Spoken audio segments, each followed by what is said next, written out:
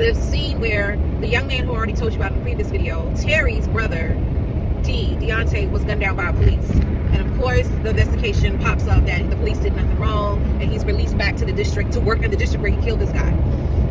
So Terry decides to join up with a gang and get revenge against the cops. So they even go to the cop's house to harass him. The cop felt threatened for his life, and Terry ends up getting locked up in juvie.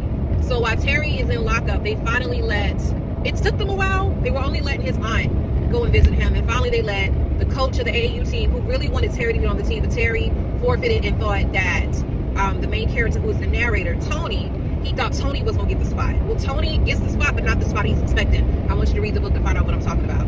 So the coach, come to find out, did play pro, was an all-star, and was from what they call Oasis Springs is the name of the neighborhood. And it's the coach, Tony's dad, and Terry. And they're visiting Terry in the juvenile facility. And that was a very good dialogue and a very kind of conversation where a lot of people assume that people are in prison and people are in jail because that was their decision. They made a bad decision to hang out with people or do something bad.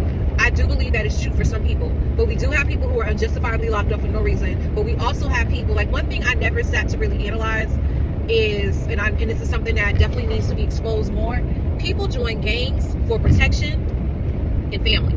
It's not because I'm out here just want to floss and get money, even though you do have some people like that. But there are some people, like one guy, he admitted in the book, the coach admitted that, I can't remember if it was him or his brother, it was his brother, who joined the gang to get protection because he was tired of getting jumped when they got home, and that way he would have a crew to help protect him. Then on top of that, when it comes to some of the, like, there's a discussion people like to have, a very good argument that people like to have. You can't discuss crime without discussing poverty. And the coach admitted he had spent time in juvie because he said some of the lowest pair of shoes you can think of. He didn't think nobody was going to miss them because he said he had more holes in his shoes than Swiss cheese.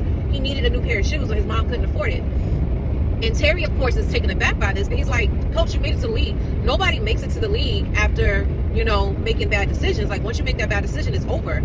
And the coach and the dad, Tony's dad, and he's like, as long as you have breath in your body, there's always room for change. There's always room for change. And we even think about Allen Iverson. If anybody knows some of the stuff that he got caught up in before he even got to Georgetown, there's many athletes we can go down the list where they got into some trouble, but they were given another opportunity or 50 million opportunities and they made it right. Even some people who got into the league and messed up, they turned it around. There's all